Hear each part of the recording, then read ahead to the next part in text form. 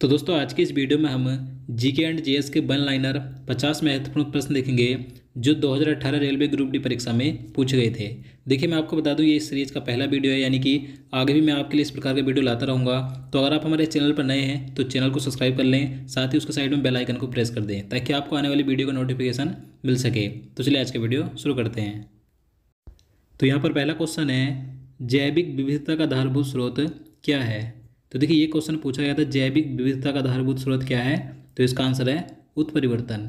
और देखिए मैं आपको बता दूं इस वीडियो में आपको जितने क्वेश्चन करवाऊंगा तो ये 100% वही क्वेश्चन है जो रेलवे ग्रुप डी परीक्षा 2018 में पूछे गए थे। तो इसलिए आप वीडियो पूरे एंड तक देखते रहिए ताकि आपको पता चल सके कि रेलवे ग्रुप डी परीक्षा में किस प्रकार के क्वेश्चन पूछे जाते हैं। अगला क्वेश्चन है, अंततः श्वसन के दौरान फेफड़े हवा से क्यों भर जाते हैं। तो अंततः श्वसन के दौरान फेफड़े हवा से क्यों भर जाते हैं, तो फेफड़ों की स्फूर्ति के कारण। नेक्स्ट क्वेश्चन है, इंदिरा गांधी इंदौर स्टेडियम कहाँ स्थित है। तो ये क्वेश्चन पूछा गया था, इंदिरा गांधी इंदौर स्टेडियम कहाँ पर है, तो ये नई दिल्ली में है। अगला क्वेश्चन है, विजयनगर साम्राज्य की स्थापना किसने की थी। तो देखिए मोस्ट इंपॉर्टेंट क्वेश्चन है ये, कई बार एग्जाम में पूछा भी जाता है। तो विजयनगर साम्राज्य की स्थापना दो भाइयों ने मिलकर की थी जिनके नाम है हरिहर और बुक्का ने। अब देखिए कब की थी, तो 1336 ईस्वी में की थी। तो आपको डेट और नाम दोनों याद रखने हैं। नेक्स्ट क्वेश्चन है, किसने सिफारिश की थी कि निर्णय लेने की शक्ति को विकेंद्रित किया जाना चाहिए और निर्वाचित स्थानीय निकायों की स्थापना की जानी चाहिए। तो देखिए ये जो सिफारिश थी किसने की थी, तो ये बलवंत राय मेहता समिति ने की थी। अगला क्वेश्चन है, तत्वों का दूसरा समूह क्या कहलाता है। तो देखिए जो हमारी आवर्त सारणी है तो उसमें तत्वों के दूसरे समूह को क्या कहते हैं, तो क्षारीय मृदा धातुएं कहते हैं। और जो पहला समूह है उसे कहा जाता है क्षारीय धातुएं। अगला क्वेश्चन है, विश्व पर्यावरण दिवस कब मनाया जाता है। तो देखिए काफ़ी आसान क्वेश्चन है, विश्व पर्यावरण दिवस कब मनाया जाता है, 5 जून को। नेक्स्ट क्वेश्चन है, आरबीआई का राष्ट्रीयकरण किया गया था। तो देखिए जो आरबीआई है यानी कि रिजर्व बैंक ऑफ इंडिया है, तो इसका राष्ट्रीयकरण कब किया गया था, 1949 में। देखिए इसकी स्थापना तो 1 अप्रैल 1935 को हुई थी, लेकिन इसका राष्ट्रीयकरण हुआ था 1 जनवरी 1949 को। यानी कि 1 जनवरी 1949 के बाद भारत सरकार का आरबीआई पर पूर्ण स्वामित्व हो गया था, लेकिन इसकी स्थापना हुई थी 1 अप्रैल 1935 को। तो आपको दोनों डेट याद रखनी है। और आरबीआई का मुख्यालय कहाँ पर है, तो मुंबई में है। अगला क्वेश्चन है, भारत के राजस्थान प्रदेश में स्थित एक धार्मिक शहर कौन सा है। तो वो है पुष्कर। देखिए पुष्कर राजस्थान के अजमेर जिले में स्थित एक विख्यात तीर्थ स्थान है जहाँ पर प्रतिवर्ष पुष्कर मेला लगता है। यहाँ पर ब्रह्मा जी के एक मंदिर है जो कि पुष्कर झील के निकट है। तो याद रखना है पुष्कर कहाँ पर है, राजस्थान के अजमेर में। अगला क्वेश्चन है, एक गोलाकार दर्पण जिसकी परावर्तक सतह अंदर की ओर मुड़ी हुई होती है क्या कहलाता है। तो उसे कहा जाता है अवतल दर्पण। तो देखिए जो अवतल दर्पण होता है इसका जो परावर्तक तल यानी परावर्तक सतह होती है तो वह अंदर की ओर मुड़ी हुई यानी कि अंदर की ओर दबी हुई होती है। लेकिन जो उत्तल दर्पण होता है उसका जो परावर्तक तल होता है तो बाहर की ओर उभरा हुआ होता है। तो आपको दोनों याद रखने हैं। अगला क्वेश्चन है, मनुष्य के लिए ध्वनि की श्रव्य सीमा लगभग कितनी है। तो यह है 20 हर्ट्ज से 20,000 हर्ट्ज तक। तो देखिए सामान्य मनुष्य को 20 हर्ट्ज से 20,000 हर्ट्ज तक के बीच की आवृत्तियों वाली ध्वनि सुनाई देती है। अगला क्वेश्चन है, small industries and development bank यानी कि सिडबी का मुख्यालय कहाँ पर स्थित है। तो ये है लखनऊ में। तो देखिए जो सिडबी बैंक है यानी कि small industries and development bank of India है, हिंदी में कहेंगे भारतीय लघु उद्योग विकास बैंक, तो इसका मुख्यालय लखनऊ में है। इसकी स्थापना हुई थी 2 अप्रैल 1990 को, याद रखना है। नेक्स्ट क्वेश्चन है, वायु में ध्वनि की चाल कितनी है। तो देखिए वायु में ध्वनि की चाल कितनी है, तो वो होती है 332 मीटर प्रति सेकेंड। नेक्स्ट क्वेश्चन है, नाइट्रोजनी क्षारों में अनुक्रम में परिवर्तन किसके कारण होता है। तो ये होता है जीन उत्परिवर्तन के कारण। अगला क्वेश्चन है, जब एक संपिंडित स्प्रिंग को छोड़ा जाता है तो यह अपनी स्थितिज ऊर्जा को बदल देता है।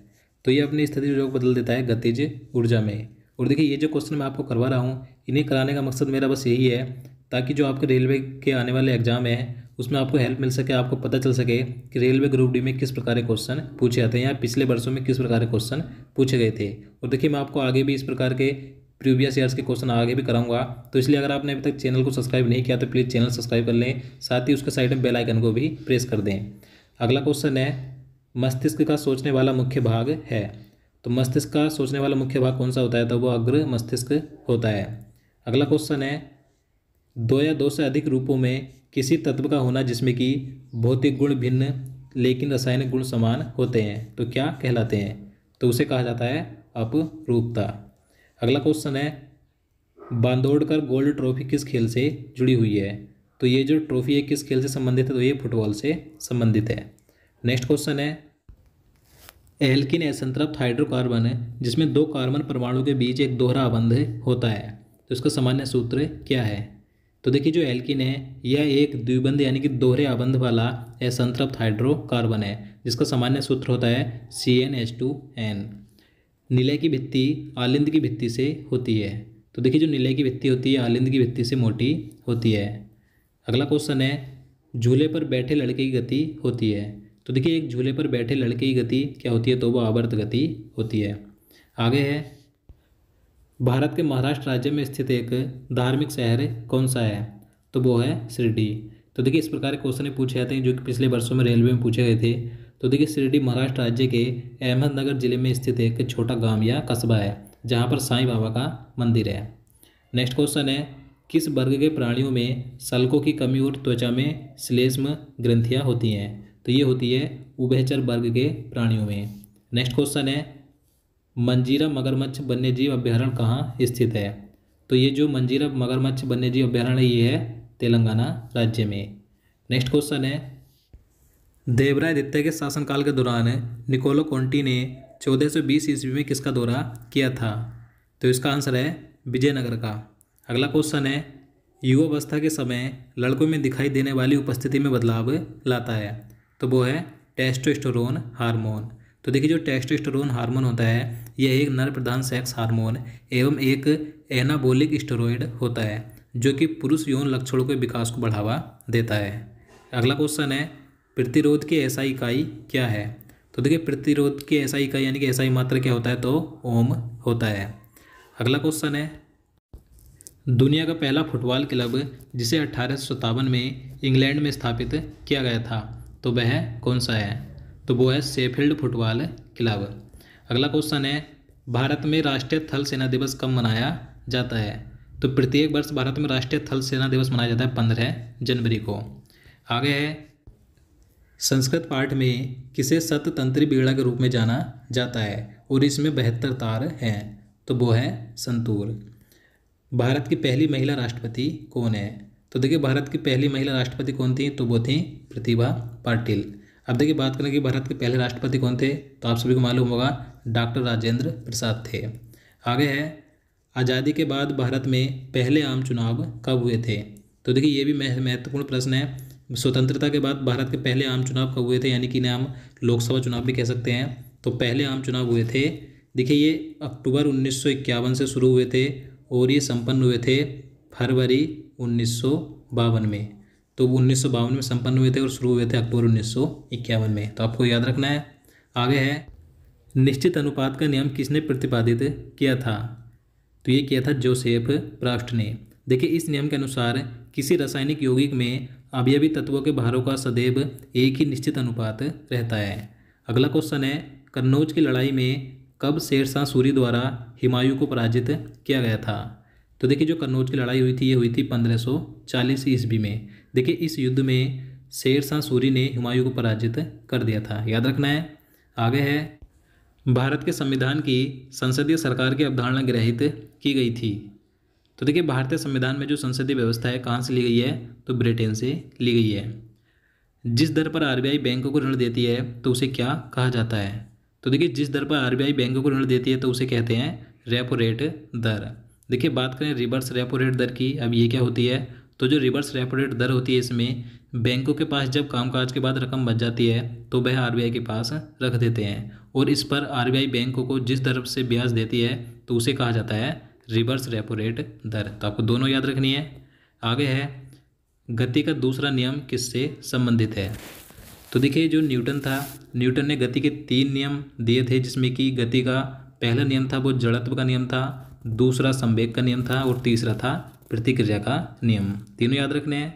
आगे है, भारत के पहले उप प्रधानमंत्री कौन थे?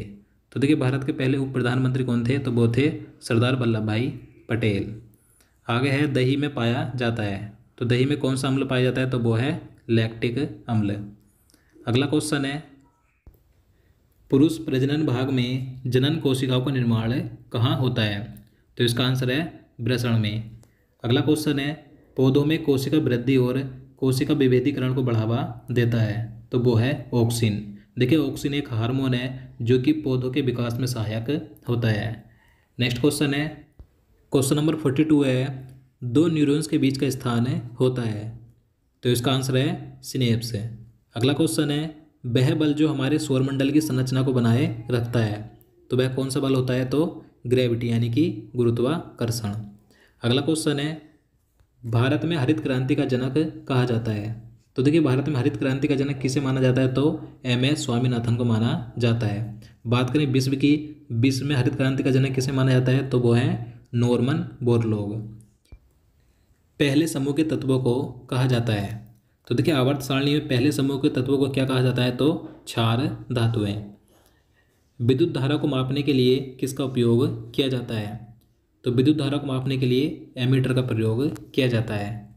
अगला क्वेश्चन है गिर राष्ट्रीय उद्यान कहाँ पर है, तो गिर राष्ट्रीय उद्यान कहाँ पर है, तो ये है गुजरात राज्य में।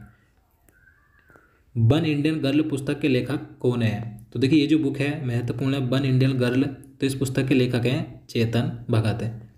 नेक्स्ट क्वेश्चन है जानवरों का सबसे बड़ा समूह कौन सा है, तो जानवरों का सबसे बड़ा समूह है आर्थ्रोपोडा। स्वतंत्र भारत के पहले वित्त मंत्री कौन थे, तो स्वतंत्र भारत के पहले वित्त मंत्री थे RK षणमुखम चेट्टी। तो दोस्तों ये थे रेलवे ग्रुप डी परीक्षा 2018 में पूछे गए 50 प्रश्न, और इसके बचे हुए प्रश्न भी मैं आपको सभी प्रश्न करवाऊंगा। इसके साथ ही मैं आपको NTPC प्रीवियस ईयर्स के क्वेश्चन भी करवाऊंगा। तो इसलिए अगर आपने अभी तक चैनल को सब्सक्राइब नहीं किया है तो प्लीज़ चैनल को सब्सक्राइब कर लें, साथ ही उसके साइड में बेल आइकन को भी प्रेस कर दें। दोस्तों अगर आपको वीडियो पसंद आया तो प्लीज़ वीडियो को लाइक भी करें और साथ ही अपने स्टडी ग्रुप में भी शेयर करें। तो चलिए मिलते हैं नेक्स्ट वीडियो में। जय हिंद, जय भारत।